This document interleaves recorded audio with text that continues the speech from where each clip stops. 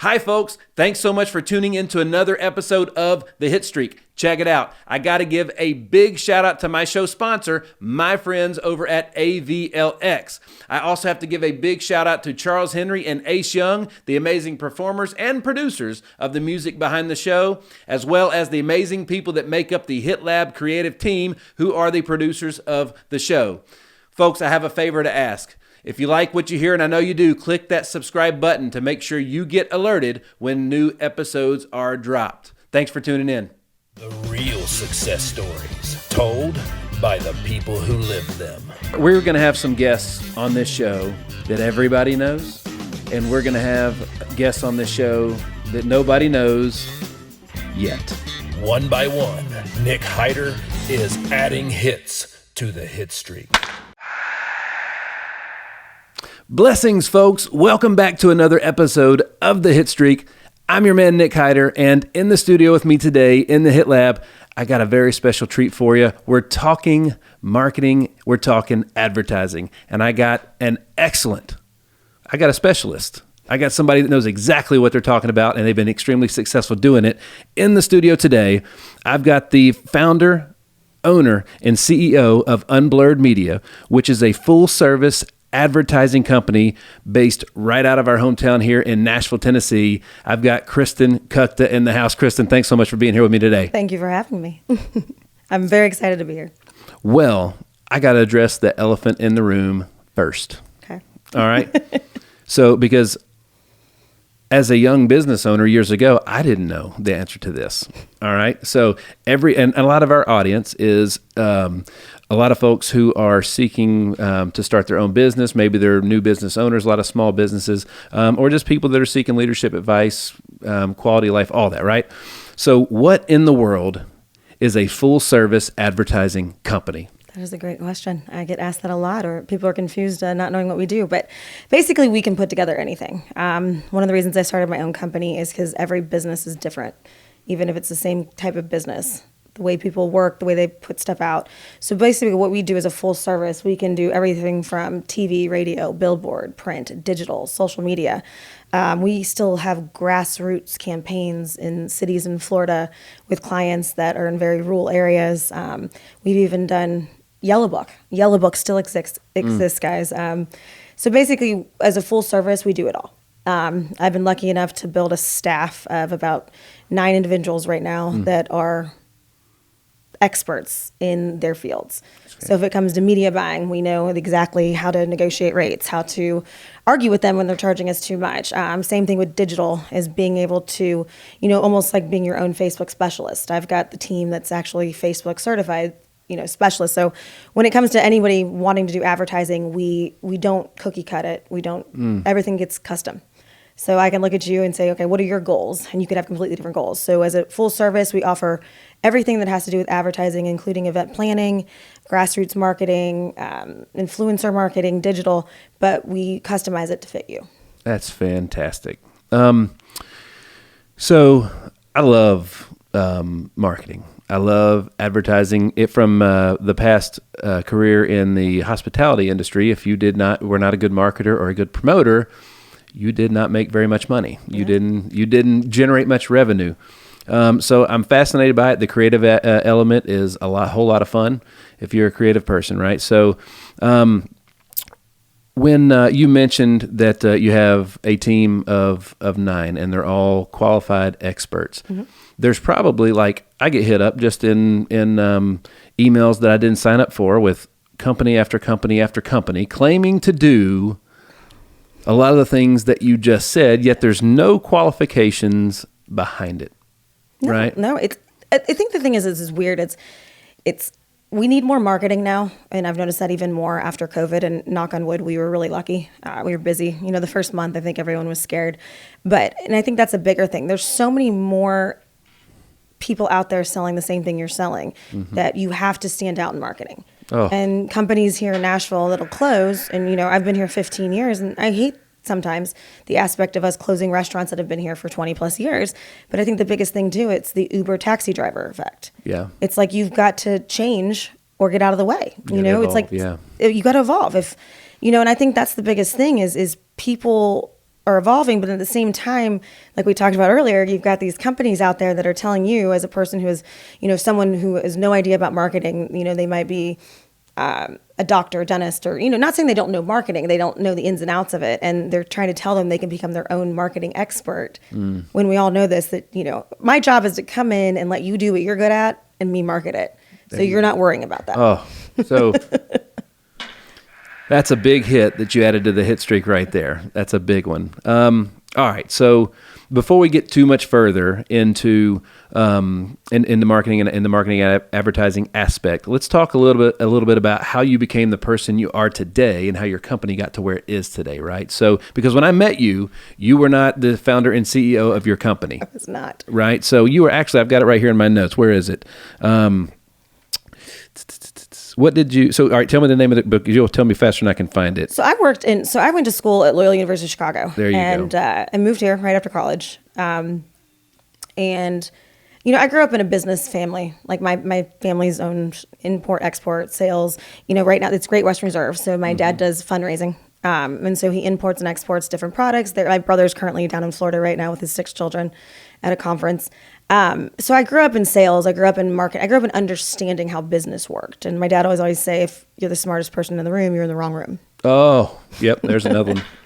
And I think it's really been just aligning yourself with relationships. And I think that's one thing that we forget. And it's if you want to grow, it's all about relationships. And, I joke, if anyone knows me, I can talk to a wall. I actually get made of talking to random people all the time, but you never know who you're talking to. That's right. You never know what they can do.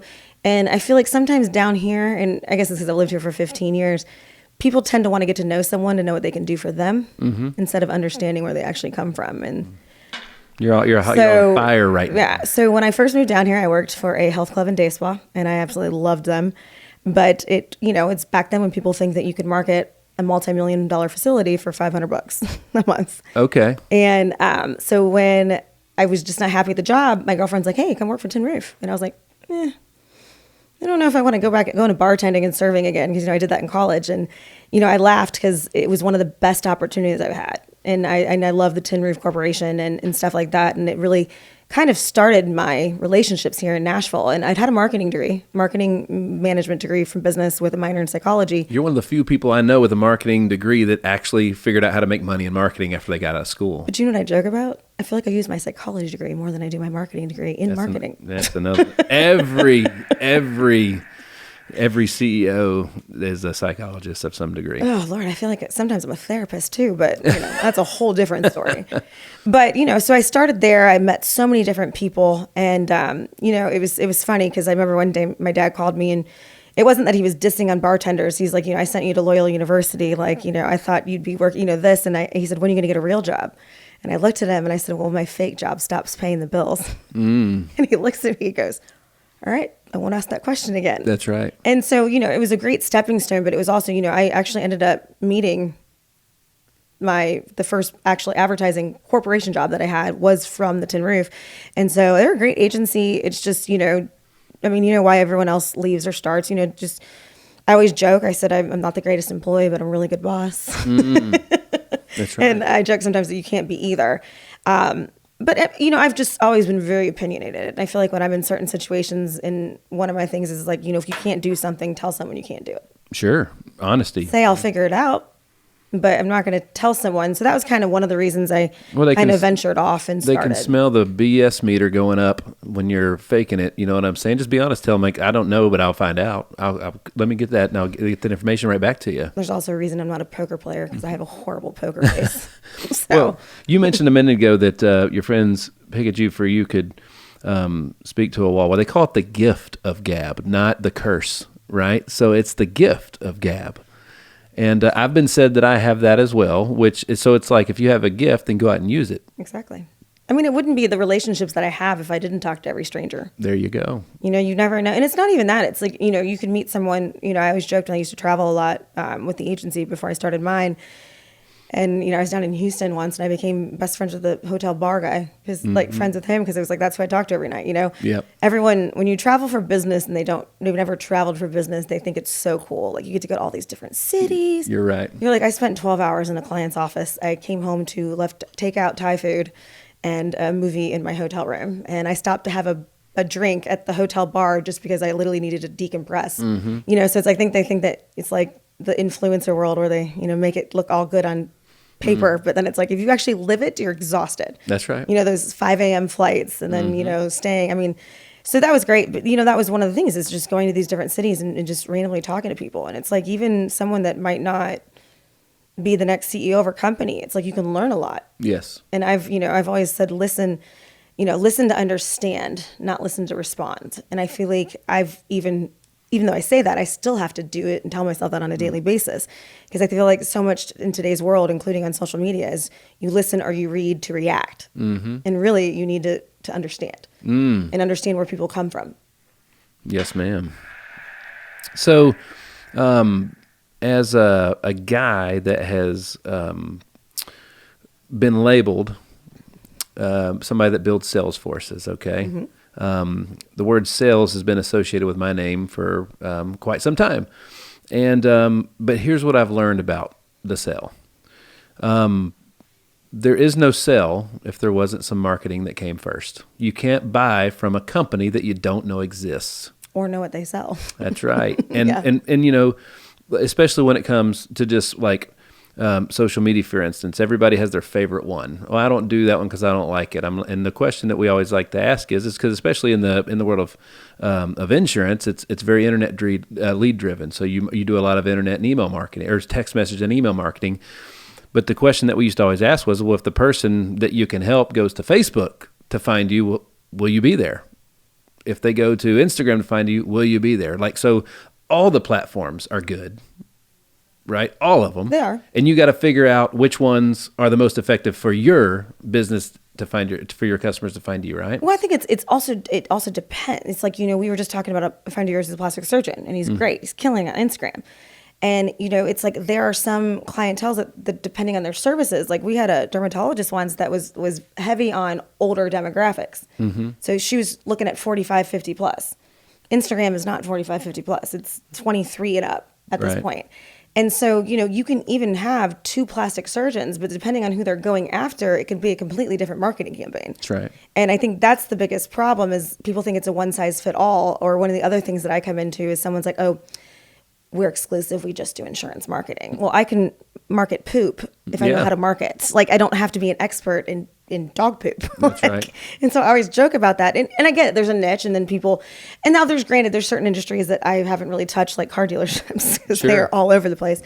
But I think it's creating that network. But like you're saying, it's like, we were just discussing, I won't even say, a certain bar restaurant during the snowstorm. And everyone's like, hey, we're going to go there. I think it's the only place open. And I said, well, let me check their social. They hadn't done a post since 2018. Yeah.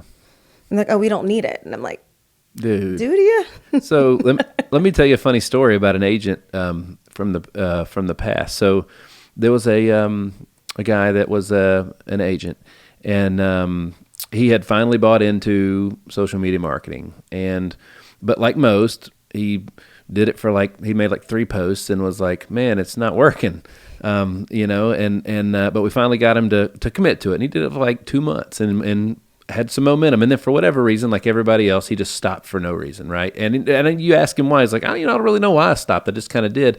Somebody called me, an actual person called me that knew him and said, hey, did he close down his agency? And I was like, no. Why?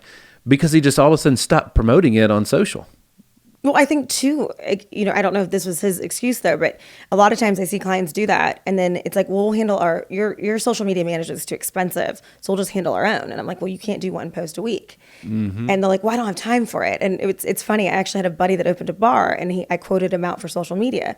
And he's like, that's too expensive. And about 2 months later, he calls me and he's like, I now know why you charge that. And I was like, what? He goes, it's a full-time job. Yeah. But the thing is it's like getting out. And I think this also ultimately comes back. It's like, yeah, he probably didn't have time to do his own social, because social media is a lot of work. Yes. Content creation is not just simply throw up a post. If you want to be relevant, you've got to be unique. You've got to come up with creative ideas.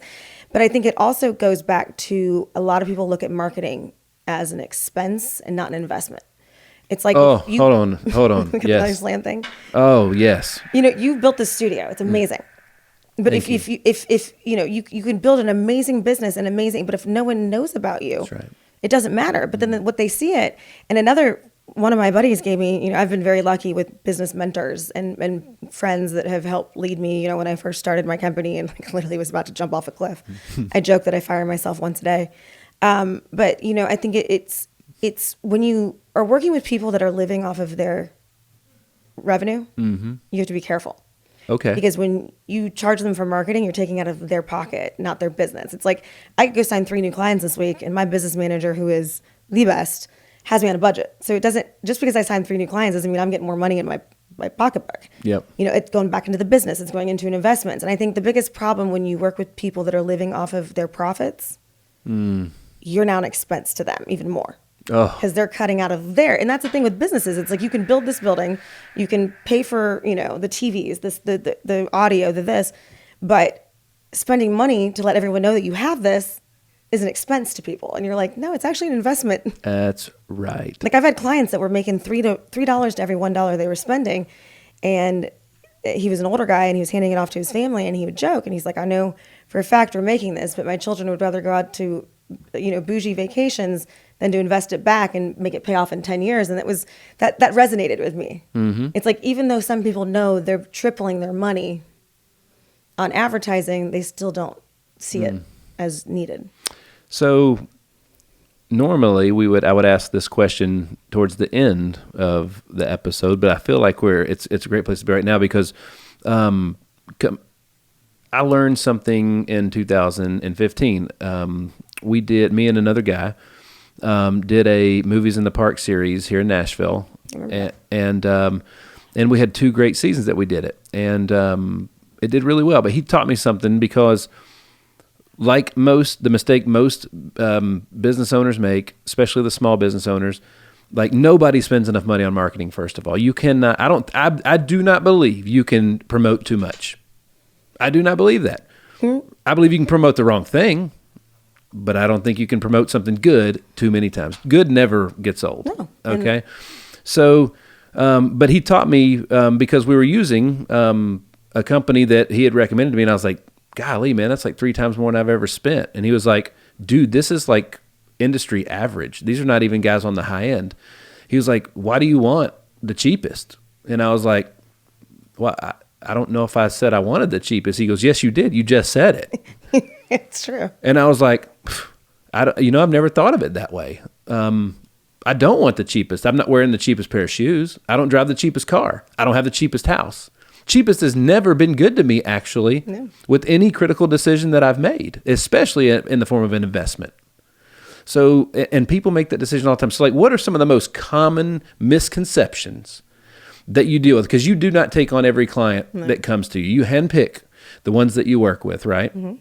So, and that's a beautiful place to be in business because you know your audience, you know who you can help, and you're able to forecast, manage cash flow, all the things that you need to do to run your business successfully, right? So, what are some common misconceptions that we need to clear up right now for all the folks? I guess it's tough because it's different in every industry. I think.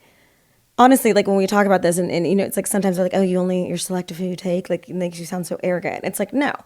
At the end of the day, people look at marketing companies as like one of their employees, and it's not. We're a partner. There you go. We can't do our job if you're not doing yours. It's like restaurant clients. I can bring 100 people through your door a day, but if they come in that door and your staff isn't good to them, the food's not good, the drinks aren't good, the service isn't good, I just brought 100 people in a day that are not coming back. And so I've kind of joked that, instead of just marketers, we're more like business consulting. And luckily I've worked in that industry with restaurants. So we do have a ton of clients. And I started out in the med spa, day spa stuff. So I've worked in the medical fields and different things like that with patient retention and things. So I think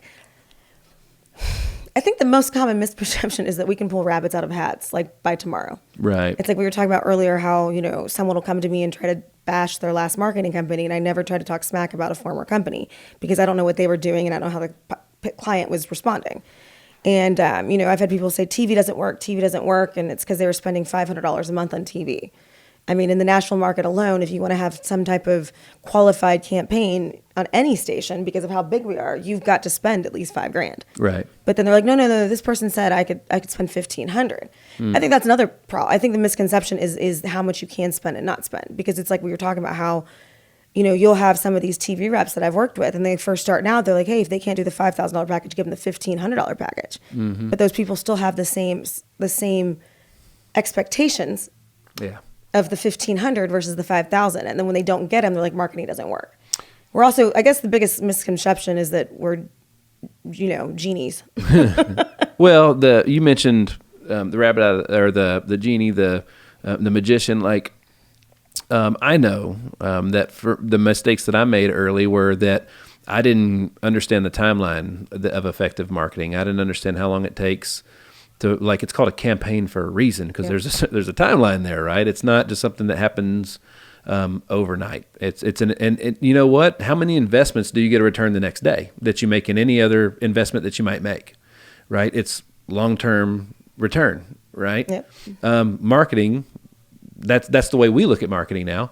It's an investment that's in us with a long-term return that we try to measure and pivot and make change and all this stuff. And we have more than one marketing campaign going at a time, a lot. A/B testing. There you go. You've got to. 'Cause and I think the thing too is it's this perception of reality that we've placed on these social media ads and these different things. It's where, a 21-year-old can become a millionaire overnight because she did one post, or the Kardashian effect. Mm-hmm. Kardashians get paid $1 million to do a post on a social media and they blow up because of their following. So everyone thinks people like us have the Kardashian effect, and it's not. And they're the exception to the rule. It's the bigger fame following, but then it's like, okay, then what are you attracting? It's like, we worked with someone who was big into celebrities, and celebrities shared their stuff all the time. But when it came down to the average person, that person couldn't afford them. So it's like great to have all these celebrities that are endorsing your product, but if your product is endorsed by a celebrity that is a higher end one, and your product is higher end, your younger demographic can't afford it. Right. And I think it also comes back to, when you said, you don't work with everyone, we don't do this, because it's like, it's easier to keep a client and get referrals than it is to get a new one. And I feel like the ones that don't truly understand the importance and the investment in marketing and advertising, it's going to look bad on me no matter what. That's right. Like, we do a minimum 6-month contract with clients, and everyone's like, can you do 3? And I'm like, no, what you want to do right now in 3 months is we're going to, you're saying I'm not going to have any results in 3 months. I said, no, I didn't say that. But it's going to take time. And then it's funny because around month 4 or 5 is when they start really coming in, and then they calm down. It's like those first 3 months, I'm like ready to choke them. But the thing is too, it's like if I let someone do a 1-month contract and charge them triple, it's not going to look good on me, because they're going to leave. That's right. And talk smack. You can have a whole bunch. The reason it's important to pick that you get to pick, right? So obviously no business is for every single person of any kind. Like not every, I don't know, the restaurant across the street isn't for, like, there's some people that don't eat what they got because they're vegetarians. Like, they're not for everybody. They have a market share, right? They are a share of the market that they're competing with, or for, because they're competing for. So you are no different than that. You have the companies that that you work well with, right? And because it doesn't look good if you got a whole bunch of unhappy people running around town that had a bad experience. And then they talk. Yeah, they talk. But I also think it comes to the fact you said it's not for everyone. And that's one of the things I do give advice to my clients about, whether it's restaurant, whether it's this. It's like, you don't have to be vegan. You don't have to be vegetarian. You don't have to have gluten-free options. You don't have to this. People can check out your menu. They know. It's like, and I feel like sometimes businesses try to be everything. And I know you've seen this when someone wants to be in insurance. They want to be in this. They want to be in that. You're like, pick and choose. Because there's very few people that can handle all of that. That's right. And I think that's the thing is it's like finding your niche. But I think that's also the problem is we have all these people chirping in the background telling you what you're doing wrong or not doing. Yeah, that's right. That's right. So many, there's critics everywhere. So I mentioned before that we were trying to figure out. So before you started your business, I want to go back. For a minute. Or squirrel. before you started Unblurred Media, which I love the brand name, by the way. I think it's awesome. It stands out a lot. No gray area in marketing. We can either do it or not do it. That's right. So you were the director of business development for Aroluxe before you started, right? Mm-hmm. So a lot of people, a lot of folks, as a matter of fact, and we talk about not being for everybody, right? Fiona could attest to this because people call us all the time and say, hey man, I love your podcast. I'd like to start one. And we tell them like, cool, here's what it looks like. They're like, oh man, I'm not looking to spend that much. I'm like, then we're not the right people to launch your podcast, no. Right? It's totally fine. Go in grandma's basement with your video game. When you get to the stage where we're what you want to be, we're here, right? We're here. So all right, you're at Aroluxe, you're director of business development. You had a good job. I did. You had a and good job. I'm still friends with all of them. I love them to death. I actually just talked to the CEO a few days ago. Well, so what made you decide I'm going to leave this job that I have a great position. I get paid good. I'm living a pretty happy life right now. I'm just going to leave all that and go start my own thing. Well, probably because I'm a control freak and I wanted to own my own business since There day you one. go. There you go. I was in 5th grade and I started my own nail salon out of my dollhouse. And I'll never forget the story. My mom went and got me some fake nails and I'd put them on the neighbors, girls, and charge them, paint them, call a day. I literally had it all set up in my dollhouse. And she said one day I came walking back in. I was like, Mom, I need more nails. And she's like, this was going to be a lesson. It's going to be a time I was going to teach you that, you have to have money to go buy more nails. She goes, I look back to get ready to lecture you and you pull out a wad of cash and you're like, how much can this buy? That's awesome. I was charging them $4 to get their nails done. That's such a great story, dude. So it's like, I've just always wanted to own a business. It's, it's not that, I'm very lucky with my staff, they have no problem looking at me going, that's a horrible idea. Like, that's not going to work.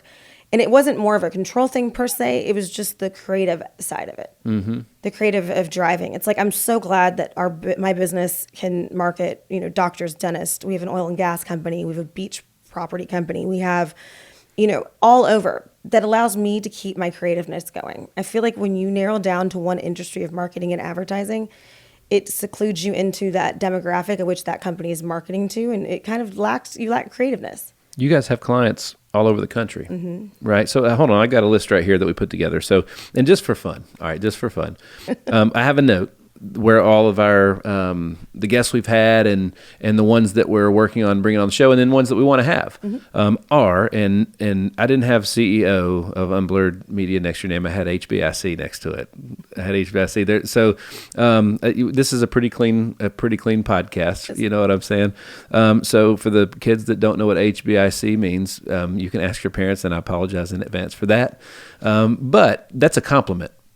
Thank you. That is 100% a compliment. My wife she is an HBIC, right? In all the best ways. I mean, I met her when she was managing a hair salon and I was getting my hair done. And now we've done how many different events together, pushed how many years later, you know what I mean? And that just goes back to like talking to people and, and I knew she wasn't staying there. And then what we did, the charity events, we did, all this different stuff. And I don't know.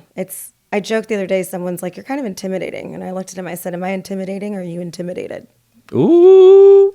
I was like, know the difference. Stop. I'm not girl. apologizing. That's right. I'll apologize if I'm wrong, but it's women in business. It's not always easy.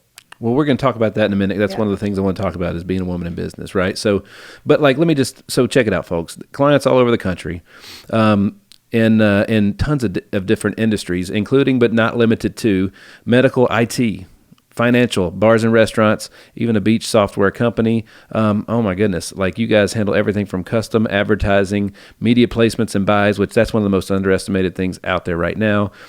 Social media content and advertising, public relations, digital advertising, all sorts. And even like you said earlier, event planning. Like you need to do a little bit of everything, don't you? Yeah. And honestly, I think that's what I love the most. Yeah. It's like if you come to me and you want digital advertising, and I'm like, I don't think that's going to work. Mm-hmm. I can pitch you other stuff that I think is going to work better. Right. And that's what I kind of like. I like being able to choose from so many different products for so many different clients, and kind of see, like, I'll have people that'll tell me TV's dead, traditional TV. No, it's not. I'll have people say traditional radio's dead. It's not. Mm-hmm. It's like, I'll joke and I'm like, you want to tell me a certain outlet's dead. Well, that's because you don't have a client that's successful in it. There you go. Oh. And it's not, and just like I said, though, I won't talk smack on other ad agencies because I don't know how the client was with them. I don't know what they were doing. And I don't know how hard it was for them to get that client to do that. Because it's like, I joke that I will definitely put it in writing. If I tell you that I don't think you should do something and you still want to do it, I will put it in writing that I said, don't do it. That's good. Mm-hmm. So in a few months, you're going to be like, oh. People's memories can be short, can't they? Isn't that the truth? Well, and even worse, selective. They can be selective too. You hear what you want to hear. That's and right. I'm not going to say that I'm not that person. So let's if a company finally is like, you know what, we're going to market like we should, and we're going to bring on the right people to help us do that. what's the relationship between you and the client, your company and the client look like? Like how often are interactions? How often do you guys sit back and manage and evaluate what's going on and so on and so forth? Obviously, we mentioned there's a planning portion, right? So what happens after that? Oh, so we honestly are in almost every single one of our accounts on a daily basis. I try to schedule out with every single client a biweekly call, kind of to see what they're doing, seeing how it looks. Because, it's like we can send lead gen to a client, but if they're not giving us a feedback on it, and that's one of the reasons too I started, is because I'd like to have the control over and kind of, it's like I feel like some marketing companies just turn on a campaign and let it go.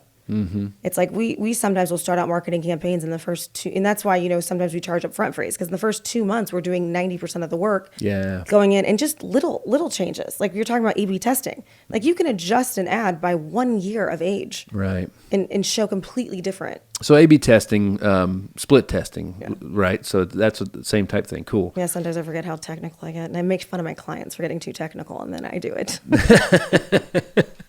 Well, so the relationship is ongoing. It's I won't say intense. That's a bad word, but like it's consistent. It's very consistent. Like, a lot of times people will place TV buys for the year. I don't.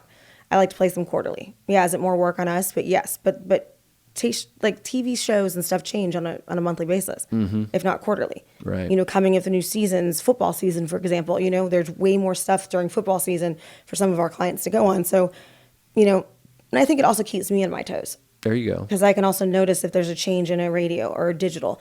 No, but I think that's the thing is like that's why I've been able to bring multiple people on, is to make sure that people know that we're not just like turning on their marketing and walking away. That's awesome. It's like we're charging a management fee because we're actually managing your marketing. That's wonderful. Yeah. And it's like, it's just, like we were joking earlier, and someone was like, oh, I'm in marketing. And they're like, oh, what do you do? And they're like, oh, I do social media.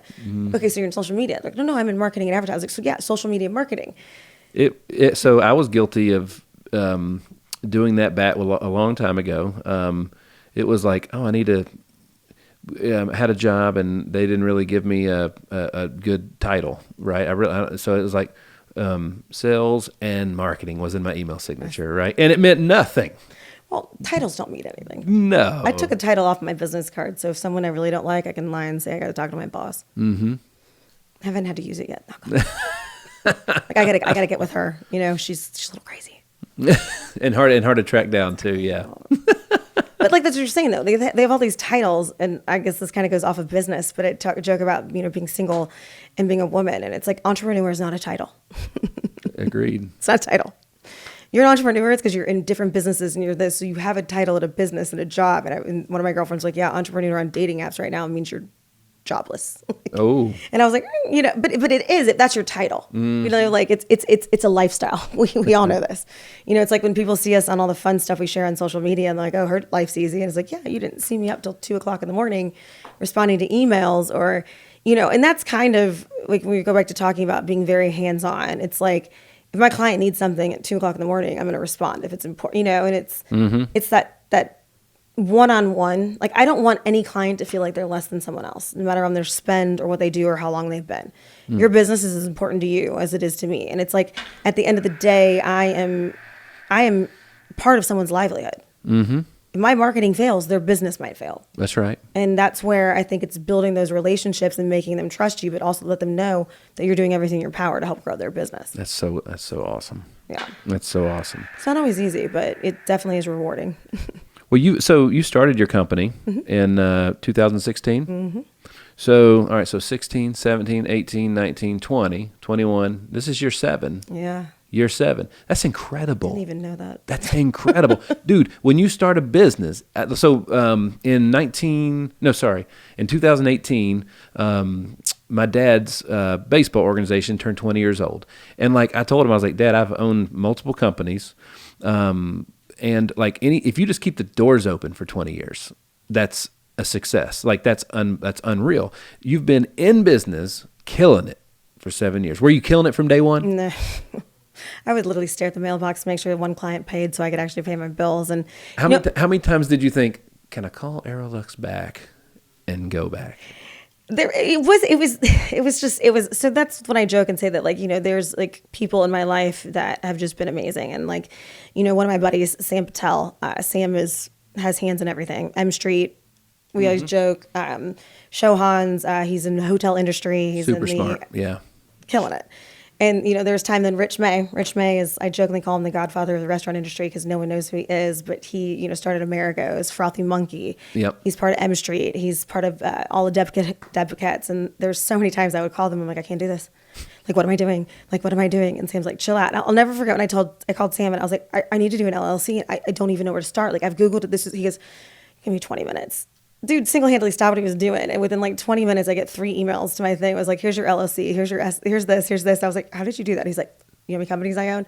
But it was people like that kept me going. Because I think everyone thinks, oh, you own a business. Oh, that's awesome. Or that's so cool. And that's when I always joke and I say, no, I fire myself once a day because it's not been easy. And, I also, credit my dad. My dad owns a company. Both my siblings work for him. I was the first kid that moved out of state, the first kid to own our own business.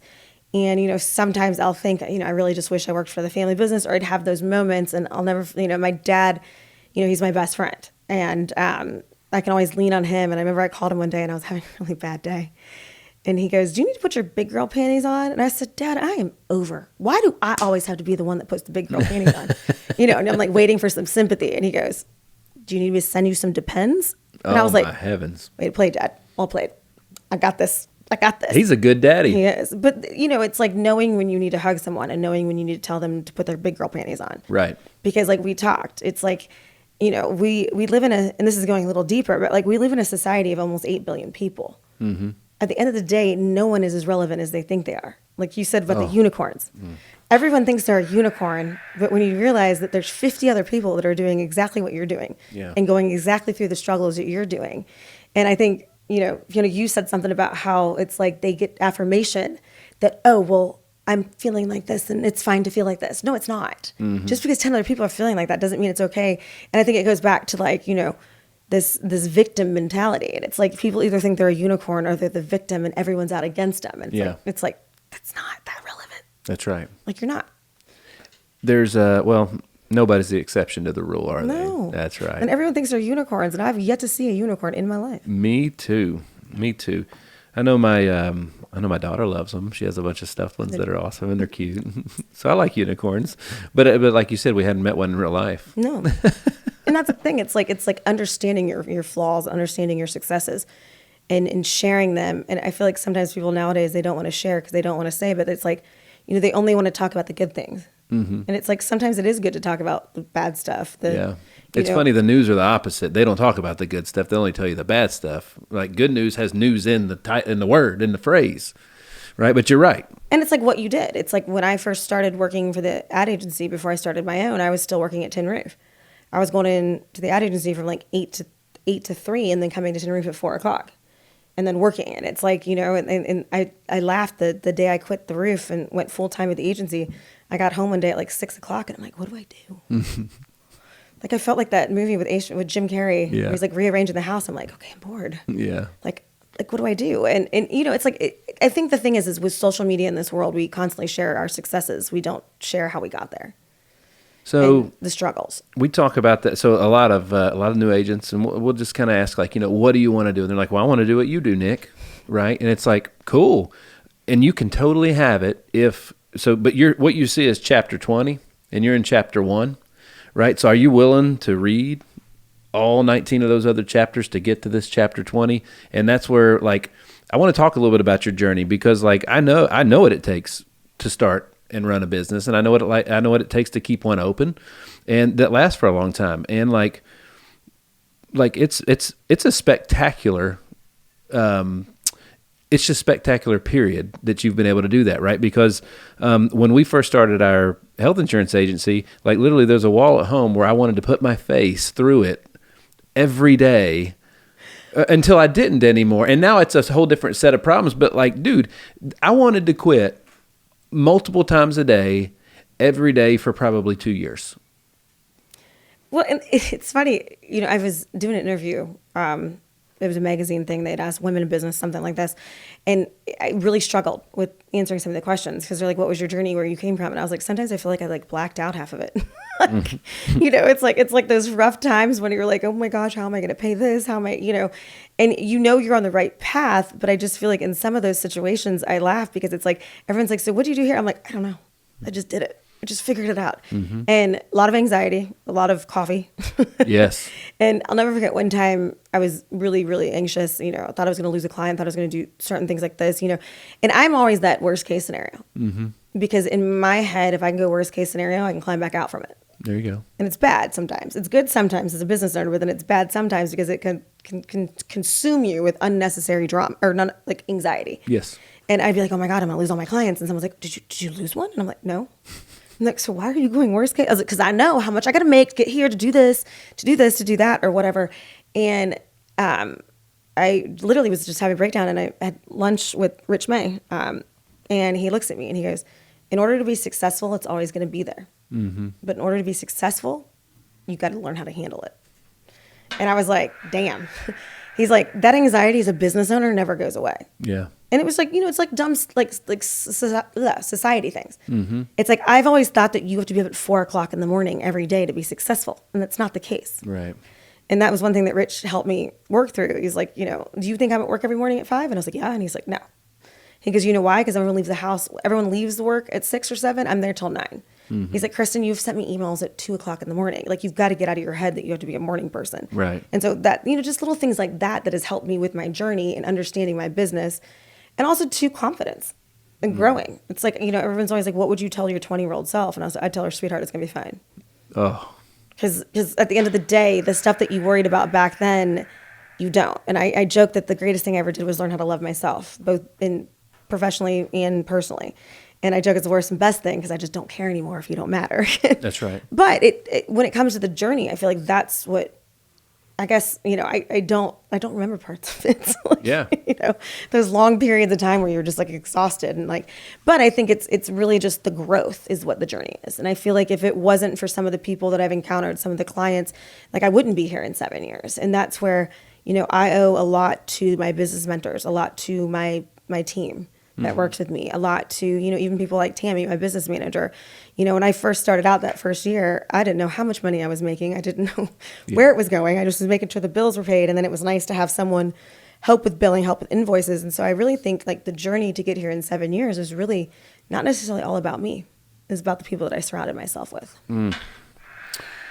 So you said so much gold right there. I talk. No, it was awesome. Like, so in the beginning, it's extremely difficult and it's hard, Scary. and that's why we appreciate it, because of what we went through to have it. Right? If it was easy in the beginning, we'd take it for granted today. I believe that one of the things that if somebody randomly asked me one thing, what's the best thing about Kristen, I would say how well she manages her relationships. Thank you. Right. So how important are the relationships, our relationships to any new business this day and age? I mean, I think relationships are the most important, but I think people have forgotten how to build relationships properly. I feel like instead of, like we talked about, you know, instead of listening, you know, people tend to listen. And, you know, I had to work on this. Like, I was really bad. I would, you know, knee-jerk reactions. But, you know, we said how, like, people, you know, listen to respond. And it's not. You need to listen to learn or listen to understand. Actively listening, yes. You know, it's like, and I've been very lucky in my 20s to meet some of these people that I'm friends with now that are very successful in business in different companies. But it's, you know, I feel like the power of a relationship is more, and I used to think you could teach that, and I don't think you can. That sounds bad, but I don't. I think people either get the power of relationships or they get the power of manipulation. Okay. And I think sometimes people will tend to come to you and see, like, what can you do for me? Like you said, Yeah. You want to be you're at chapter 20. Yeah. These people, a majority of people with relationships want to start at chapter 1 and jump to chapter 19. Yep. They don't understand how you went through, how'd you become friends with that person? I was like, you know, and I think it comes back to being in friendships. And, you know, it's all fun and games when you go out to brunch and sure you're going to football games or you're doing this, but, you know, real friendships and real relationships are built when the camera's not on. Sure. Are built when it's not something having fun. It's, when a client, has hit rock bottom and needs help with something, even personal or late night or whatever. It's, and it's creating those relationships of people knowing that they can trust you. And it's just crazy to me how many people, and even to the way we've set up things. Yeah. Like how easy it is to just get a business and keep going. Let's just keep growing it. It's like, if you nurture that relationship, that person could probably give you business. That's right. On top of what they already give. That's right. So I don't know. I felt like I talk about relationships all the time, and I've been really lucky, but I also feel like I can talk to anyone. So it's like, I've just always talked to people, but it's crazy. And I know we always joke talking about the younger generation. You need to write a book, and for real, and it needs to be about relationships first. That should be your first one. I'm telling you, that's the next thing for you is a book. It's got to be. Well, I'm just always so bad at like teaching people shit. I can talk about it, but I'm like, just do it. Just do it. Like, I'll never forget when I first started out in media buying, and my boss was like, "Nah, you don't need to do it. We can do it." I was like, "No. I can't sell that to someone if I don't know what I'm doing." Sure. Like, I'm not. And so I sat there. I literally was in the office for like 48 hours straight, like diving into the research on it to try to figure out how to do media buying properly. Mm-hmm. Because it's not just give me those top stations. It's give me this, it's give me that. And I don't know. It's tough. I even joked, like, we used to work at Tin Roof. Like, how do I do this? I was like, just ring it in. Mm-hmm. Like, like sometimes, but I don't know. I just feel like relationships are one of the most, they're talked about the most, but they're the least nurtured. Sure. And it's because most people don't have a good relationship with themselves anyways. Sure. So it's how can you have a relationship with somebody that, if you don't have a good relationship with yourself, it's Jada Smith said it about Will back in the day. She's like, how can I like you if you don't even like you? You expect me to like somebody you don't like. I love that. Give me chills. I love it. That's a good one. Yeah. So, but like, you got to have a good relationship with yourself. You got to know your boundaries. Absolutely. You mentioned confidence. Like I was always the shy kid growing up, and I tell my son, the shy kid loses. Okay. The shy kid watches the not shy kid get everything that the shy kid wanted. Right. Okay. You don't get the girl if you don't ask. And so in the story we tell a lot with that is he was like 3 or 4 and he was about to sing in church for the first time, and he's freaking out. Right. So I'm like, dude, what's up? And he was like, I don't know, man. Like, what if they don't like it? And I was like, what, are you shy? And he was like, I don't know what that means. So I told him what shy means. He goes, I'm shy. And I was like, so, well, like, who are you? I was like, shy is selfish. And he was like, and Brianna was just like, because she didn't know where I was going with this. Yeah. I was like, dude, who are you singing for?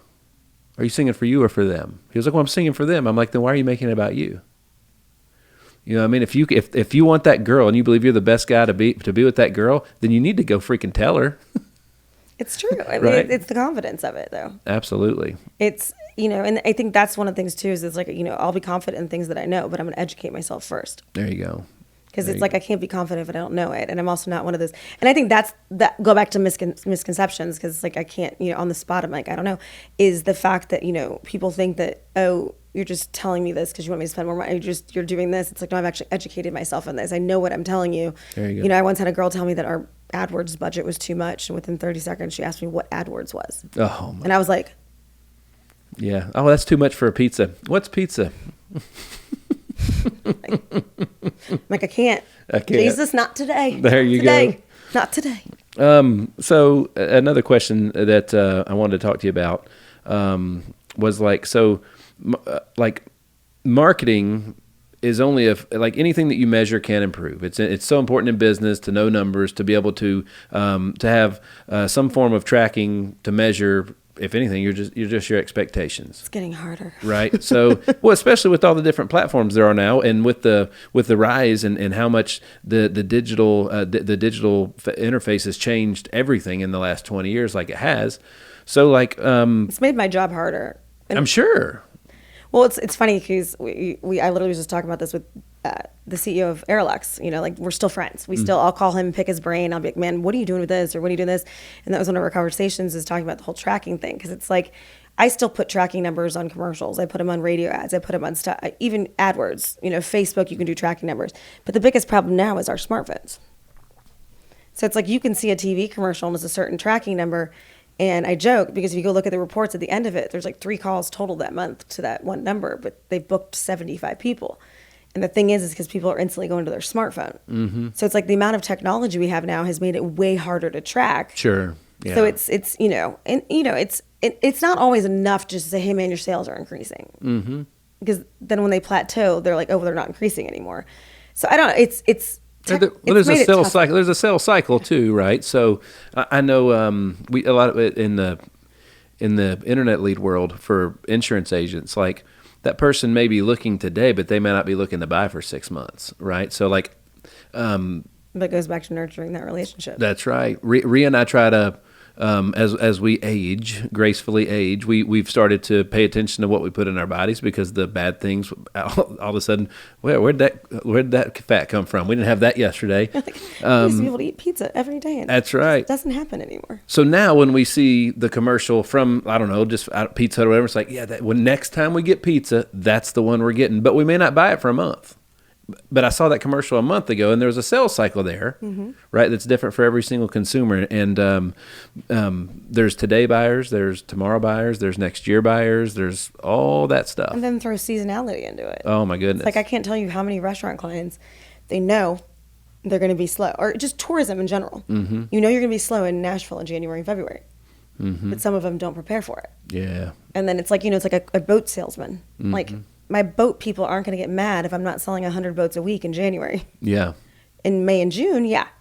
But it's that expectation. Yeah. So it's like the sales cycle and the actual seasonality sets these different expectations for people. And, sometimes you can't teach that. Mm-hmm. I had an agent one time. We were in insurance, it's a really good industry year round, right? But during the open enrollment for Affordable Care Act plans, it's freaking nuts, right? So it's crazy. People talk about it a lot. I was like, Best Buy sells TVs all year, but from Thanksgiving to Christmas, they sell all the TVs. So we talk about marketing in that, and I'm like, well, hey, this is one of the slower months this year. Double down on your marketing, pay attention, blah, blah, blah. And then when it's busy, I'm like, hey, it's the busiest time. We need to double down on our marketing and everything. They're like, what do you mean? I thought you said it was, so if it's slow, should we spend less? No. Yeah, but that's literally the number one thing people do. You got to keep revenue. I literally just had a call with a client yesterday, and they were talking about they're doing some rearranging with different CEOs and stuff like this. And marketing will be the first to be cut. And I was like, what's the problem with you guys? Oh my gosh. And it comes back, it's the same as you guys said. It's like, in January after the enrollment, you guys are done. But it's like, if you don't stay relevant, it's like, that's one thing I do respect. So one of our clients is Syracuse Vein and Laser. Mm-hmm. And I've been working with TIFF for, I think, 13 years now. Back before even with the other agency, before I even worked for that agency, and he's kind of stuck with me the whole time. And the one thing I respect about him is he understands the value of marketing. It's like he is consistently marketing 12 months out of the year. Mm-hmm. And, and then that's the big thing. It's like I'll have clients that are like, hey, we're going to pause for January and February. And I'm like, okay, your slowest season? Like, yeah. I was like, okay. Oh, I can't take, dude, why would But then they don't understand when they restart up their ads, it has to completely rebuild. Mm-hmm. Like we had a client whose ads paused, and they paused their fault. And, they didn't understand that it was going to take 6 to 7 days for the ads to restart and start configuring properly again. Absolutely. Gosh, it just in in the insurance space, it takes 21 to 30 days to build a sales funnel that generates a systematic, like legitimate form of revenue. Yeah. 21 to 30 days in a row, not weekends, not weekdays, in a row. Right. And there's a sales cycle there, and there's a marketing cycle. When you do stop, like if you stop, then you got to prepare. 21 to 30 days is when you can be back where you were. Well, and I think it comes into the frequency aspect, and a lot of people don't talk about that when it comes to marketing. And that was one of the biggest things that I've always pushed with, whether it's TV, radio, digital, PR. If you're sending out one email blast a month, you're not going to get it's not going to be relevant. Like the average, and they used to say the average consumer had to see something 3 times before they took action on it. Now it's like 6 or 7. Yeah. Because we're so overstimulated with ads, you've got to see something more times to actually acknowledge your brain that you've seen that. I've got numbers that say it's 8 to 13 now in some spaces. It keeps going up. Yeah. But that's the thing. It's like I always keep with frequency, and it's like when people are like, "Oh, marketing doesn't work," and I'm like, "Well, you sent one email a month. Like you said, your guy did it for a few weeks and they stopped. Well, there's no frequency there, so like people aren't seeing his stuff. So he becomes, especially with all the ads that we're hitting, more and more. It's like I joke that I hate some of this tourist stuff going on in Nashville, but sure as heck like it for my business, and we're growing, but it's, it's changing. You said I keep going back to the misconceptions, and they keep coming as we're talking. This is more. Great. But it's like the misconception that you can just turn something off and on and just restart it, and you'll be at the same place. But then again, I think it always comes back to the relationships. Like you said, you've got up to 30 days of a sales cycle, but you've also, like you said, the pizza thing. It's like you're not it's building. And I think with you guys, it's like, yeah, I might not be looking, but I'm looking in a few months. Well, it's building that relationship in those 3 months, not only to get that. It's like, real estate. That's right. They might not be buying a house now, but I've had real estate clients where I've referred them someone, they didn't buy a house yet, but they referred them 3 other people just the way the person handled them. It's awesome. I'm like, that's called relationships. That's right. That's right. Consistency, we talk about it a lot here. Consistency trumps intensity. It beats it every time. And they're like, what do you mean? Brush your teeth for 2 hours and then don't brush it again for a year. Tell me how your teeth feel versus 2 minutes a day, every day. You know what I mean? It's the same thing. Same thing with working out. Same thing with anything. I just wish working out in kale tasted good. Me too. Life would be so much easier. Me too. And every day every day older that I get, the working out is harder. It's harder. I still love it, and I got a 12-year-old pushing me, which is great. No. It is. The one this morning was not fun. I did not enjoy it today, but I did it. Oh, I know. There's so many times you go and you're just like on the treadmill and you're like, This is an hour. This is an hour. I've got this. But no, it's consistency. But consistency in all businesses. It's like if you're not consistent, you're not going to continue getting the people that you want. You attract who you. Mm-hmm. I guess. I mean, with consistency, and that's the thing is like people you said like when they're like slow, they're like we want to cut marketing. It's like that's not how it works. Right. But then it's like if I say that, they think it's just because I'm trying to get them to spend money. Sure. Sure. Like, okay. Well, the like anybody else, the relationship at the end of the day. So in the world of insurance, the reason why insurance is so great is because it's as long as your client's happy and they still have their policy they're paying for every month, you're still getting paid. Mm-hmm. You just keep on getting paid. Residual income, it's great. It's awesome, especially when you generate a lot of it. Like when it comes to marketing things, like you said, you have a minimum on your contract. I know when I started my podcast, I made a commitment to 12 months of it straight up before I was even going to look up and question anything. I'm going to give it 12 months straight up. I'm going to go all in for 12 months. And then I'm obviously we're making tweaks and we're studying things, but you learn as you go. Absolutely. But I'm not stopping for 12 months. Straight up, no way, no how. So the again, the consistency and that's going back to the relationships is like you can't have like the reason your company's been so great is because you still have people you've been working with for years. Yeah, and I think it's I think it comes down to it. I was going to ask you too, like what you've seen some of your stuff with marketing that's worked the best, but it comes down to the consistency. But I think it also comes down to, if you don't know something, ask. Yes. Like. You don't, in order to be successful, you don't have to know it all. No. I call people all the time that are great at what they do, and I'm like, that's why. Or sometimes I was listening to one of the podcasts you were doing, and I was laughing. I was like, God, I'm not going to sound like that. I don't sound that smart. Or like I'll get on phone calls with someone like my mentors or guy friends, and I'm like, hey, what do you think of this? And they're like, well, this, whatever. I'm like, oh, man, I didn't think of that. Mm-hmm. And I'm like taking notes, you know what I mean? I think that's the thing in business is people think as business owners, you're supposed to know it all, and I don't. Like I joke. I said I fire myself once a day. That's right. But with you've single-handedly seen how it changes, how marketing works, I laugh because like how people will come back and be like, okay, you're right about SEO, and I was like, I know, but you wanted it instantly, and SEO doesn't work like that. That's right. And then now they're relevant, with the consistency of it. So I don't know. I mean, what would you? I mean, I know you guys are very heavy on digital. We're very heavy in digital, and here's why. So one, we understood it because of our in the nightclub industry. If you don't promote, at least in Nashville back then, if you didn't promote, you didn't win. Yep. Right. So when I got here, I realized immediately that like that was an untapped space in health insurance. When I started my agency, just me, before we brought Rhiannon on, before we started launching other agencies, building teams and all that, when it was just me, and I remember people would be like, man, your insurance company must be killing it because I get on Facebook and it's all I see, right? And I was like, that's right, that's good. Perception is real. That's right. Fake it till you make it. So for me, it was just like, we stood out in that space for what it was. We had a very clear-cut message that like, look, man, like I was very clear to everybody, like this is what's in it for me in insurance is a long, happy customer. Okay. So like my job is to make sure we find you something that you're going to be happy with long-term. And if anything changes, you trust me to keep you there. Right. So we were just very clear and precise with that. Like, I don't want to know how to make the pizza. I want to know, how do I get it? I know what I want, and I want to know how do I get it. And that was what we really just kind of focused on. It was really basic and super simple. I was late to video. We made a living off static image forever. Video is tough. It really is, and it was the pandemic that really made us dive all into it, because we were also so kids are amazing. I think they're the greatest gift on the planet, and my wife has always been an extremely popular person. So anytime we go anywhere, we're seeing multiple people that either she knows or knows my kid. All right, So true. and we're always with kids. You're always surrounded by other parents. Okay. So when the pandemic happened, I looked at her about 3 or 4 days in, and I was like, yo, we haven't talked to anybody. I was like, and like that, this is not 2 months from now, we're going to feel it. Right. So like, and in the insurance space, there's because of the law changes of the Affordable Care Act and all it's hard to find the right information. So people become what's called internet leads, where they go and they ask for a total stranger to call them and help them find a plan that they want, because there's not very many health insurance agencies on the side of the road anymore in retail outlets and stuff like that. I mean, even just a personal experience I had with you guys, like having a rare neurological heart condition. And when that all went over there, it was like, I was like, even being no like prior conditions or whatever. I remember calling you guys, and your honesty was what was best. Because remember, we were trying to see if I could get private insurance, and you called me back and you're like, girl, you can't. That's right. Like it's not gonna help you here.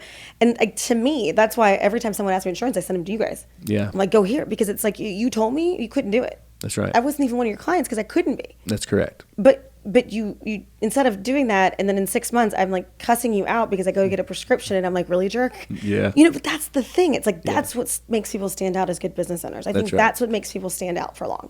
Is how much you're willing to say no and be honest to someone. That's exactly right. And honestly, if it's what's in it for me is a long, happy customer, knowing that you're not going to be happy in a few months. Now, so that's from the from the producer side, from the advisor side. We can that's the thing is we help tons of people that way. Which that's the greatest thing is they should teach what we learned in health insurance in college, because when my appendix was removed, I was in between policies, and I was just like everybody else. Rihanna would be like, Nick, we need to find health insurance. And I was just like, just get the cheapest thing. I don't care.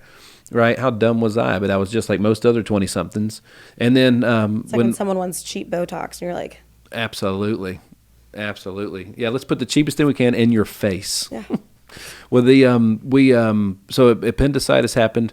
It ruptured, and I was in the hospital for like 2.5 weeks, dude. And if my grandparents hadn't settled with the hospital and helped me pay that bill, I'd still be in debt I'd have paid it by now. But it would have sucked. And I might not be sitting here talking to you today had I had close to $30,000. That I had to spend on that versus investing in my businesses and all those types of things. So, and you mentioned teamwork, dude. If my grandparents hadn't have done that. Well, I think we also talked about, like, one of our clients is CashMD, and they have a website that allows providers and patients to come together and figure out, like, if you're appendicitis, if there's a cash pay. Yes. And, it's like, I feel like, you guys work in insurance, but you've kind of become warriors for the patient, not the insurance companies. Because like we talked, it's like I joked when I first got diagnosed, I've been a healthy person my entire life, and I got this rare condition that, is probably genetic. And I didn't think that Walgreens and CVS would have different pricings and different prescriptions. Yes. And sometimes it's hundreds of dollars. Yes. And so I was trusting people and thinking that if I go to this one place that it's the same. And it's crazy. It's the same thing with health care. Yeah. And I think what CashMD is doing is it's putting the hands into the patients, and it's helping you guys show the patients that how much work you guys are doing behind the scenes in dealing with insurance companies and dealing with what they need to cover. It's like, I remember when we were talking, it wasn't even like, it was funny because mine was like, let's make sure it's hospitalization if anything really bad happens, and prescriptions, because like I'm now on those 2 heart meds. But it's just crazy, even those 2 outlets, like one of them covered great hospitalization, but the other one would have made it would have made it worth it. Hundreds of dollars in prescription But you costs. literally are like defenders of the patients this time. It's my wife is literally an angel when it comes to that kind of stuff. She's amazing. And you guys actually dove into the research, which was amazing. Like you guys, like I remember even calling the insurance. Yeah, it's covered. I mean, I told you that the one day with Vanderbilt, the guy's like, we're covered. I was like, dude, I just came to your hospital yesterday and you're not covered. I was like, someone needs to fix your system because you'd lied to me. Yes. And it was right after the enrollment, and I couldn't do anything. And the guy gave me false information. Correct. But there was no one to hold him to the advice he gave. You're like, oh, sorry, re-enroll next year. It's the difference between a good business and a business that's not great is usually just the customer experience, right? And the reason that you can go to one place and pay $15 for a steak and go to another place and pay $100 for a very similar piece of meat is because of the way the prep that went into making it and then the experience in which they gave it to you, right? So like, absolutely, Walgreens, CVS are they're competitors. They're making their own prices because they bought it and they're reselling it. Just like anybody, if I open my own store and I bought a pair of shoes for $10, I can sell it for $25 or $250. It's my choice, right? But you think with medical, oh yeah, it's government would actually big like misconception. manage it, because it's like, like we were talking the other day how someone told me that if you're a non-American citizen and you're in town traveling and you get injured on Broadway, you can go to the hospital and leave without a bill. But we can't. It's there's a lot of gray out there right now, and my biggest advice to anybody would just be like, look, get some people in your corner that you can trust, that are experts in what they do, they're top of their field, and just make sure you know what they know.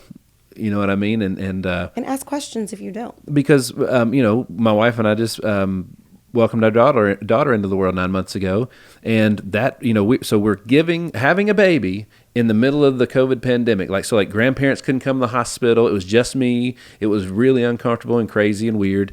And but like the financial aspect of having a baby is not cheap. You're bringing a human being into the world. What is it now? Someone was talking about that. It's like insane. It honestly depends on. So every hospital or whatever, they're all owned by some private form of a company. They've got a board and all that kind of stuff. So they're just like anybody else. They make their own prices. They charge whatever they want to charge.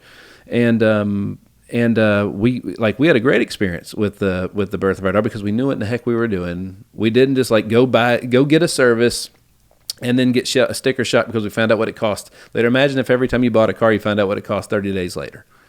No. You know what I'm saying? So no, but it's true. But that's what's scary. It's like, when you go into the emergency room as an adult, you're like, what? I don't even have an idea what this is going to come out to. And I think that's what's great about not only like CashMD or other companies is we're kind of changing the world of healthcare. Absolutely. We're making it more about the patient. Like you guys are doing your research. You're helping people understand what they're going to get.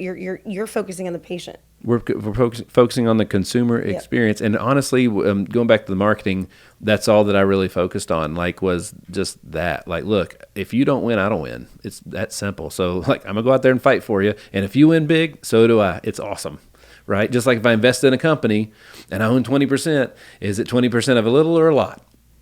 You know what I mean? Yeah. So it's the same thing. So it's the same thing with me. I was like, I'm not successful if my clients aren't successful. There you go. That's why I'm diving into these different campaigns on a weekly basis, on a daily basis, on because it's like if I go off for 2 weeks and don't check something and they drop in sales, then they're going to be on me about it, and it's my fault. It's awesome. But as they succeed, they're not only going to be happy with my work, they're going to refer me to someone else.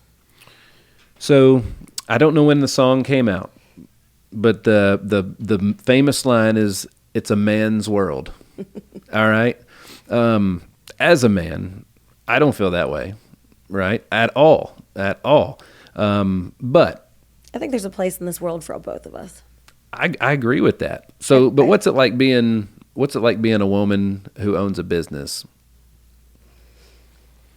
Honestly, I think I feel like, and we talked about this earlier about how, there's nothing that I can't do. There you go. But I also feel like we try too hard to be, what was it? It's on you said I can grab my phone. Absolutely, you can. Go ahead. That's the beautiful thing about it. I saw this quote the one day, and it was so accurate because it just, I feel like in today's society, we're trying too hard to be both. We're trying to be, it's a man's world. I'm a woman living in it. Now I'm a woman living in a world where I'm a woman. Yeah. And, I saw this and I shared it and I got a lot of feedback on it. Some people are like, oh no, this is like, I feel like too much in our society, our generation is so busy trying to prove that women can do everything and men can do. Women are losing their unique qualities that set us apart. The God-given femininity and uniqueness, the way our Creator designed us. Women weren't created to do everything a man can do. Women were created to do everything a man can't do. Mm. And it's like the lioness doesn't try to be a lion. She embraces her role as a lioness. She's powerful, strong, and nurturing. She does not mistake her meekness for weakness. The world needs more kind, compassionate, humble, faithful, preserving, confident, fierce, bold, pure, and tender-hearted woman. Be one. My wife is my better half, right? Which implies that there's half of me that's missing, and she's the other half. Yeah. Right? So 100%, there's things that she does way better than me. And there's a bunch of things that she's far better suited to do than me. Our customers would agree that as well as probably our friends. But I don't know. I just, for some reason, yeah, that a lot of folks out there have kind of devalued what the other, what a woman's role could be, I guess. I mean, I never really understood it. But you can't talk about it because you're a man. I guess so. I guess so. Like, you know what I mean? It's like, and I've got pushback from this, and I might hesitate even saying this, I support women. I support women supporting women, but I also support men, and I support men supporting women. And I'll never forget one time a friend was like, you support people. I support people. Good people. There you go. I don't care what color, sex, race you are. If you're a good person, I'll support you. If you're not, get out of my way. There you go. But I think we try so hard to say, well, he's that, and I hate when people are like, well, not everyone's like you, Kristen. Okay, so I should apologize for that? There you go. Like, I have never been in a position where a man was making more money than me and doing less work. Mm-hmm. If it was, I got out of that position. There you go. You're just in the wrong place. That's right. In the wrong place. And I feel like, I kind of compare it to when, I joined some of these support groups when I first got diagnosed with my heart condition. And I was like, oh gosh, you guys are really not here for support. You're just here to like make sure everyone feels like you're whining and you're heard. I'm like, you can't change your life by whining in the corner. Yeah. You can't change the world by hiding in the corner. Right. And I feel like, there's such a stereotype now, whether it's men, women, what you can do, what you can't do. Yeah. And I get that I'm, a lot bolder than some, but I've had to get there. I wasn't always there. And there you go. So it's like when everyone's like, oh, woman, I'm like, why does it matter? Like, I remember one time it was like, someone's like, why aren't you marching down on Broadway? It was like a Tuesday. I can't remember what it was for. And I was like, because I'm working. And they're like, well, don't you support women? And I was like, seriously? That's where we're going? Yeah. You don't think I support women? Men also support me as a woman because they hire me. Yes. And women hire me. And, it's like, why is it one or the other? Right. It doesn't have to be. That's right. That's right. And it's, I don't know, maybe it's a crutch, maybe it's society, maybe it's media. So my college baseball coach, Jeff Forehand, he's at Lipscomb University now. One of the first person that I actually recognize as like a mentor, right? So I had great ones all through childhood, but he's the first one that I recognize as one. And he said, he used to say things like, he that was the first time I ever heard the word crutch. He's like, that's a crutch that you're leaning on, like instead that's to justify being held back or holding yourself back, right? So like, I mean, like he was like, Nick, what do you want? I was like, I want to play at the next level. He was like, just like here, I have a podcast and I'm competing against other business owners that were born with more money than me. You know what I'm saying? But like I'm not going to use that as a crutch. Well, he wins because he had more money when he was born than I did, right? It's a level playing field at this point. And but I know what my price is to beat him. I know what my price is to beat him. So I think life's you hear a lot of people say life's not fair. I think it's fair. I think everybody's just got a different price they got to pay. That and what is fair? Divine fair. It's like normal, divine normal. There you go. It's like, I think the biggest thing with society and social media, like we talked about, it was like the crutch. Mm-hmm. Then you go into a group and you find out 10 other people have that crutch. So now it's okay to have that crutch. That's right. No, all 10 of you should get rid of it and go, try something. And, and I feel like that's the thing is like when we know people are using that crutch and there's more people than just us, we tend to stay on that crutch longer. Absolutely. And, I've always said there's two things you can do. You either make excuses or make solutions. Mm-hmm. I don't have time for excuses. Thank you. And I'm not saying that I don't sit at home sometimes and have pity parties because I just want to sleep. We're human. Do something. We're human. But I don't understand this whole pushing women to do men's sports, pushing men to do doing this thing. It's like, it's the same thing goes back to without political. It's like whatever you identify as and makes you happy, be that person. Sure. But don't shove it down my throat.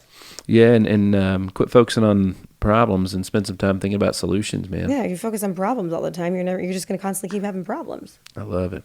It. No, but but I mean, and I think that's another thing too, is it's like, oh, that person had money. Well, they still worked their butt off to get where they're at. Absolutely. So that's your excuse because you don't have money? Mm-hmm. Oh, okay. No, I can go, and we can, if I can go ask for it, I can borrow it, I can do a lot of things. You went out and earned it. Yeah.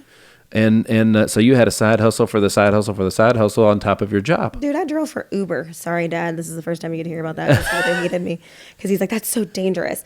But I got 2 clients out of it. Yeah. Because, I have a black car. So I'd get up at 4 a.m. because I don't sleep. And I'd make an extra $200-$300 a week. Mm-hmm. Now I don't even know, I guarantee. But like I would get up and take people to the airport. Yeah. And, and I never once was, but, I drove for them for like 5 months because I needed extra money. Right. And I didn't have time to get a different job that took away from the day. Mm. I'm like, do you think my clients knew that then? No. And I think that's another thing that's weird. It's like I grew up in the North or Midwest, I call it, but everyone says it's the North, and grew up Catholic. And everything's down here. Like Catholics, we don't talk about religion. You don't, and it's very different down here. But I've also noticed in the last few years, a lot of people like to talk about their money problems more.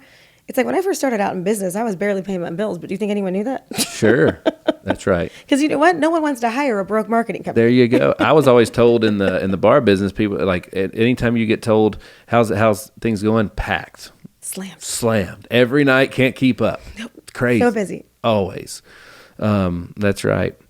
Well, man, like this has been amazing so far. Is there anything like what have I missed? Is there anything else that you wanna hit on? So, I had marketing as you're a partner, right? You're not a. That's how you consider yourself. Oh, I know what it was. I had a note right here. So you mentioned dating apps earlier. Oh, Lordy. All right. So it's fun. Well, it's funny because what all a dating app is a place where somebody can market themselves. Very badly. Very badly. But the think about expectations, though. It's like I haven't been on in probably 8-9 months, but like I went on like, and it's so funny because I know I'm the worst person to go on a dating app because like I'll do it like at 2:00 in the morning when I can't sleep and I'm bored and I'll match with like 30 people. And all the winners are at 2 a.m. And then I won't look at the app for like 3 months. And it's like, you've timed out with everyone. And like, but then I'll go back in there and I'll look and some guy's like, oh, thanks for responding. I'm like, I haven't even met you. Yeah. And you're already yelling at me for not responding. And I'm like, that's not going to work. Yeah, he's a trophy. I'm the worst at dating apps. Well, people will go on and market the snot out of themselves. They'll spend an hour taking a selfie and with all those filters. Absolutely, taking all the time to do that, but then they don't want to spend that. They don't want to take the same effort and the same like to just do the same things for their business. Well, it's like the resume effect. Yes. Like I always joke, but what's the first thing we ask for when someone says, "Are you hiring?" What is it? Your resume. There you go. And guess what I don't look at most of the time? I never. Their resume. I hardly ever do. Because I have had people that literally, I look at their resume and I'm like, oh, this person's going to kill it. And they get in the interview and I'm like. Yeah, that's right. And then I've had people that had no experience, but their eagerness to learn and educate themselves was beyond any type of education they could possibly have. Like, it's hard to measure somebody's heart. But it's like your resume. Come on. Mm-hmm. It's like, when someone's like, what's your worst characteristic? I was like, do you think people actually answer that question like accurately? Right. But it's like your resume, like, how many resumes have I helped fluff for people? I feel like that's the dating apps. Yeah. If somebody asked me, what's the worst thing about me? I'd be like, I don't know. Ask them. Don't ask me. Ask them. Maybe we should start a dating app where your ex gets to write the profile for you. That would be freaking awesome, wouldn't it? Hey, folks, you can't steal that. That's ours. Yep, heard it here first. That's right. And we did. I just trademarked it. Yep, it's done. But think about it. Or it's like, it's like, it's like you always are going to put your best face forward when you're doing that stuff. And then you meet the person, you're just like, in the filters. I feel bad for you guys because the girls use those filters way too much. And I'll admit we do. I mean, I like the ones that like clean your skin. But like I have seen ones where people put them on there. I'm like, honey, you don't look the same. Yeah. Like I wouldn't picture you in public if you put a side by side. I'm like, oh, that's not her. And maybe it's the easier way to get away with murders. That's like the murder podcast. So maybe we can take that. Somewhere. Luckily for me, I've never had to do a dating app before. How did you guys meet? Why can you not remember that? Rhiannon was we met at the hottest bar in town way back in the day in like 2001, and so immediately I was just like, holy cow, wow. I hadn't seen anything like that ever. You're like, son, I took my own advice and I walked with the hottest girl in the room and I asked her out. I did, and and I was so bad at it that she thought I was wanting me to hook her up with her friends, which that was so her. And they're all amazing, but like so I asked her out the first time in 2001, and I think it was 2007 when I got my first date. So I was good at it. I was persistent at least. Yeah, that sales cycle. That's right. But yours just took a little longer. A long time. But dating apps were not a thing back then, and which is probably a good thing, right? Because there's a lot of great relationships that are ruined by dating apps. But I think, dating apps, because I think it's changed dating too, because people just, this first date, instead of like getting to learn and know someone, that goes back to the relationship thing. You go, oh, well, I can just go back and swipe again. Mm-hmm. And, that's why I said I've never been good on those apps. But I also think it's you're sharing what I guess you want everyone to see. but then it's so easy just to go find someone else. Yeah. It's so easy to cheat. It's so easy. And, I don't know. It's iffy with me. Like, but then also too, it's like, I feel like I can talk to anyone. Sure. Nick, I am the worst. You guys, I'm the worst on a first date. I am so awkward. Like, I'm so awkward that I've canceled first dates because I just didn't want to go. Not even because the guy wasn't attractive, wasn't fun, wasn't like social talking, all this. But like, that's what's funny is I can talk to and like this complete stranger at a bar, but like the like anxiety of like a first date. Yeah. So that's another reason I hate those things because it puts all the pressure on the first time you meet that person. Yeah, I didn't like first dates too much either back in the day. So, it gives me anxiety even talking about it right now. Well, what else is there, girl? I don't know. See, this is where I'm bad. I'm always the one on the other side of the TV, so I'm always the one telling people what to say, Dude, not asking me. This has been fantastic. We've been going for a while. I mean, this has been really, really good. Like I knew it was going to be. I told Fiona, I was like, man, this is going to be good. Like we had Eric Bledsoe in the studio earlier. It was another amazing episode. Like you guys are killing it today. Yeah, they were telling me about his. It's a charity, right? Mm-hmm. Oh, it's amazing. It's nonprofit. Yeah, it's pretty cool. Yeah, I love the name too. Yeah, he killed it with that. He's him and his family. I mean, he's reinvented himself multiple times, and he's been super successful. He's just a great dude. It's like it goes back to branding, because when you hear the name of his company, you're like, okay, I get what they do. That's amazing. That's like right. You know what I mean? It's like that's how important marketing and branding is. He did good. He did real good. Yes. So, all right. If a company wanted to seek you out. Mm-hmm. Right. I've got some contact information for you here. So you're like me. You probably my last name gets mispronounced all the time, and misspelled a lot too. They put an L in it. Isn't that ugly? They put an L in it right behind the T and in front of the E. I get a P and an H and an R in my name all the time. A P, an H, and an R. I don't know why. I don't even know how they get that. So it's Kristen Kukta. Mm-hmm.